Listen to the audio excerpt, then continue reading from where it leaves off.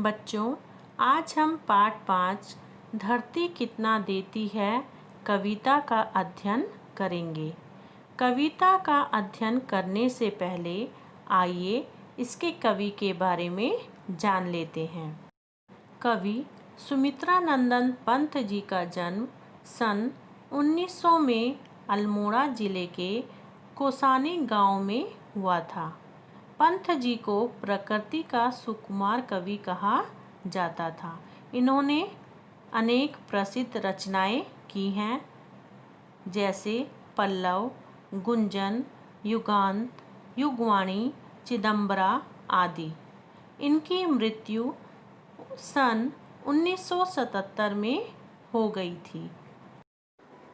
यह कविता प्रकृति पर आधारित है। इसमें कवि ने बताया है कि हम जैसा और जितना बोएंगे, यह धरती हमें वैसा ही और उससे कई गुना पैदा करके देती है। इसलिए हमें उसमें समर्पण, प्रेम तथा परिश्रम के बीज बोने चाहिए। यह कविता सुमित्रानंदन पंत जी ने अपने बचपन की कहानी को एक कविता के माध्यम से बताया है। तो आइए अब हम कविता का प्रथम चरण पढ़ें और उसका भावार्थ जानें। मैंने छुटपन में छिपकर पैसे बोए थे, सोचा था पैसों के प्यारे पेड़ उगेंगे, रुपयों की कलदार मधुर फसलें खनकेगी और फूल फूल कर मैं मोटा सेठ बनूंगा। पर बंजर धरती में एक न अंकुर फूटा, बंध्या मिट्टी ने न एक भी पैसा उगला। सपने जाने कहाँ मिटे, कब धूल हो गए, मैं हताश हो बाट जोहता रहा दिनों तक। बाल कल्पना के अपलक पावड़े बिछाकर, मैं अबोध था मैंने गलत बीज बोए थे। ममता को रोपा था, तृष्णा को सींचा था। बच्चों, अब हम इसका भावार्थ जानने से पहले इसके कुछ शब्दों के अर्थ जान लेते हैं। छुटपन माने होता है बच्चों बचपन। कलदार मशीन से बना हुआ जो सिक्का होता है। और खनकना क्या होता है? सिक्कों के टकराने से उत्पन्न जो आवाज़ आती है उसको बोलते हैं खनकना। बंजर माने अनुपजाऊ, जो जमीन उपजाऊ नहीं होती। अंकुर फूटना, बीज उगना। बंध्या अनुपजाऊ भूमि जो है। बाट जोहना, प्रतीक्षा करना। पावड़े बिछाकर, पावड़े होता है हमारा पैरों के नीचे जो बिछाया जाने वाला एक कपड़ा होता है जिसको हम पायदान भी बोलते हैं, उसको हम पावड़े बोलते हैं। अपलक का अर्थ है दृष्टि गड़ाना। अब चलिए इसके भावार्थ को जान लेते हैं। इसमें कवि कहता है कि धरती से हमको बहुत सी चीज़ें प्राप्त होती हैं। बचपन में कवि ने सबसे छिपकर ज़मीन में पैसे बो दिए थे। उसने सोचा था कि इन पैसों से पेड़ उगेंगे, इन पेड़ों पर रुपयों की खनकदार फसलें पैदा होंगी और तब उसके पास बहुत सा धन हो जाएगा और वो फल फूल कर मोटा हो जाएगा और धनवान सेठ बन जाएगा। किंतु ऐसा नहीं हुआ। अनुपजाऊ भूमि में बोए गए रुपयों में से एक से भी रुपया नहीं उगा। कवि ने जो सेठ बनने की कल्पना की थी बच्चों, वो मिट्टी में मिल गई। उसके सपने साकार नहीं हुए। कवि अब क्या हो गया? बहुत ही दुखी हो गया। वो कुछ दिनों तक उसकी प्रतीक्षा करता रहा कि पैसे उगेंगे।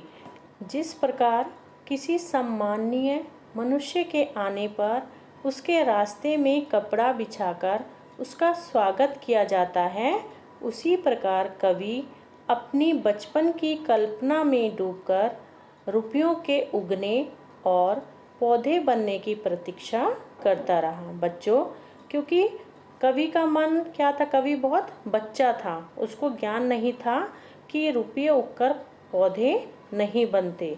उसने गलत बीज बोए थे। रुपयों के रूप में उसने ममता और लालच को बोया था। अर्धशती लहराती निकल गई है तब से, कितने ही मधु पतझड़ बीत गए अनजाने। ग्रीष्म तपे वर्षा झूली सर्दे मुस्काई, सीसी कर हेमंत कपे तरु झरे खिले वन। ओ जब फिर से गाड़ी उदी लालसा लिए, गहरे गजरारे बादल बरसे धरती पर। मैंने कौतूहल बस आंगन के कोने की गीली तह को यूं ही उंगली से सहलाकर, बीज सेम के दबा दिए मिट्टी के नीचे, भूखे अंचल में मणि माणिक बांध दिए हों। अब कवि बच्चों पहले हम इनके अर्थों को जान लेते हैं। अर्धशती मतलब होता है 50 वर्ष। मधु यहाँ पर बसंत ऋतु को कहा है, ठीक है। और उदी माने होता है काला बैंगनी रंग, लालसा लालच, कजरारे काजल को कहा गया है कजरारे, कौतूहल होता है जिज्ञासा, मणि माणिक्य बहुमूल्य रत्नों को बोला गया है। कवि कहता है कि बचपन की उस घटना को हुए जीवन के 50 वर्ष बीत गए। अनेक बार बसंत और पतझड़ की ऋतुएं आई और चली गई। अनेक बार ग्रीष्म ऋतु में खूब गर्मी पड़ी। वर्षा ऋतु भी अनेक बार आई और पेड़ पौधे फूले फले। वर्षा ऋतु के उपरांत शरद का हल्का फुल्का ठंडा मौसम भी आया। हेमंत ऋतु भी अनेक बार आई और गई। जब तेज ठंड के कारण मुंहों से सीसी की आवाज़ें निकलती हैं और क्या होता है, हमारे हाथ पैर जो कांपने लगते हैं, ऐसा मौसम भी चला गया। और इस तरह कवि ने 50 वर्ष बीत गए थे। फिर एक बार काले बादल पृथ्वी पर जल बरसाने लगे। उनके कारण धरती पर घना अंधकार छा गया और जो धरती की सतह थी वो भी गीली हो गई। अब कवि ने क्या करा बच्चों, कवि ने जिज्ञासावश अपने आंगन की गीली मिट्टी को उंगली से कुरेदा और उसके नीचे उसने सेम के बीज दबा दिए। उन बीजों के रूप में उसने धरती के आंचल में मूल्यवान रत्न बांध दिए थे। मैं भूल गया था इस छोटी सी घटना को, और बात भी क्या थी याद जिसे रखता मन। किंतु एक दिन जब मैं संध्या को आंगन में टहल रहा था, तब सहसा मैंने जो देखा उससे हर्ष विमूढ़ हो उठा मैं विस्मय से। देखा आंगन के कोने में नई नवागत छोटी छोटी छाता ताने हुए खड़े हैं। छाता कहूँ कि विजय पताकाएं जीवन की, या हथेलियाँ खोले थे वे नन्ही प्यारी। जो भी हो वे हरे हरे उल्लास से भरे, पंख मारकर उड़ने को उत्सुक लगे थे, डिंब तोड़कर निकले चिड़ियों के बच्चे से। विस्मय का अर्थ होता है आश्चर्य। नवागत नए आगंतुक, नए मेहमान। पताकाएं झंडा। उल्लास प्रसन्नता। उत्सुक इच्छुक। चलिए अब इनके भावार्थ को जान लेते हैं। पंत जी कहते हैं कि वह भूल गए थे कि उन्होंने अपने घर के आंगन में सेम के बीज बोए हुए थे। घटना बहुत मामूली थी, इसलिए इसको याद रखने योग्य नहीं थी। एक दिन अचानक शाम को वो आंगन में टहल रहे थे। उन्होंने देखा और वो अत्यधिक प्रसन्न हो गए। उन्होंने देखा कि आंगन में अनेक नए छोटे पौधे उग आए हैं। वे छोटे पौधे ऐसे लग रहे थे जैसे छोटे छोटे छाते लिए नए नए मेहमान आ गए हों। कवि उनको छाते या विजय की घोषणा करने वाले झंडे के समान बता रहे हैं और उन पौधों ने अपनी छोटी छोटी प्यारी प्यारी हथेलियाँ फैला रखी थी।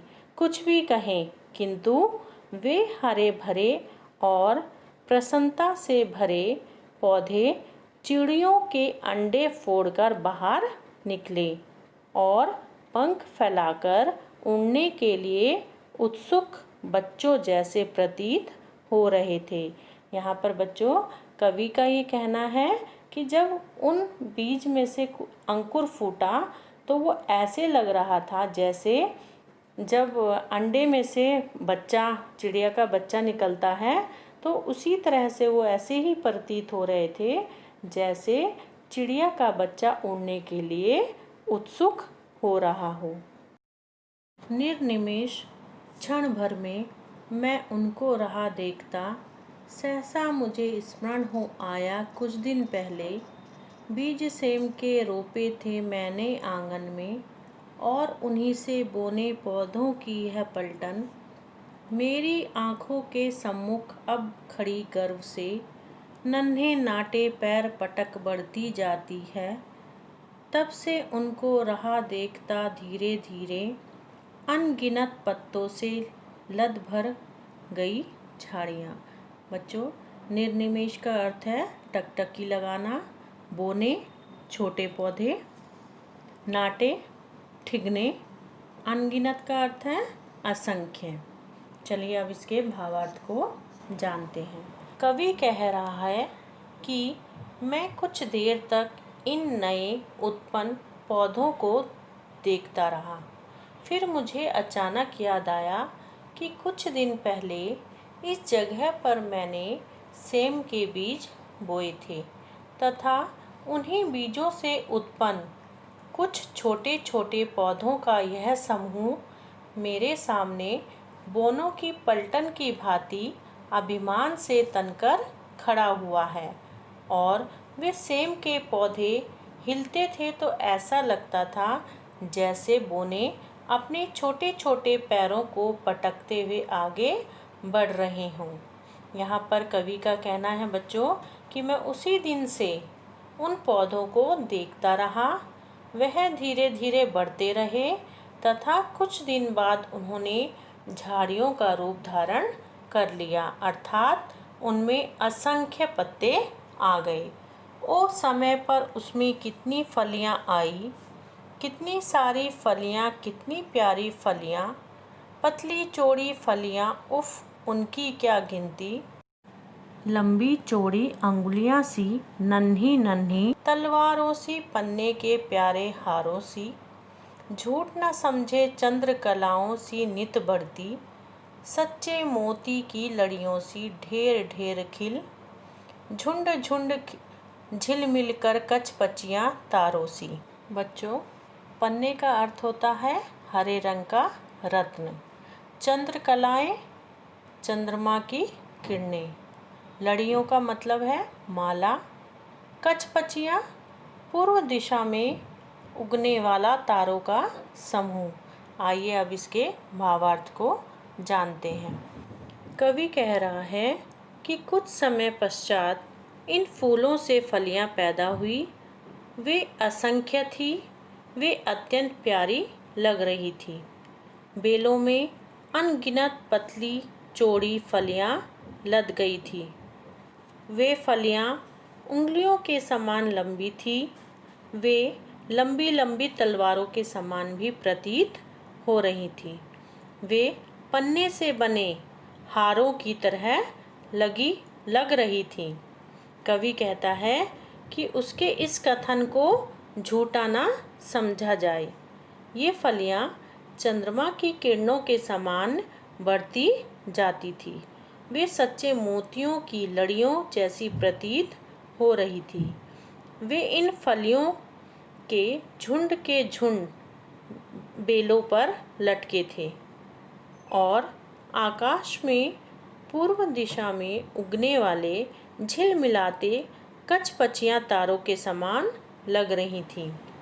आह, इतनी फलियाँ टूटी, जाड़ों भर खाई, सुबह शाम वे घर घर पकी, पड़ोस पास के जाने अनजाने सब लोगों में बंटवाई, बंधु बांधवों मित्रों अभ्यागत मंगतों में जी भर भर दिन रात मोहल्ले भर ने खाई।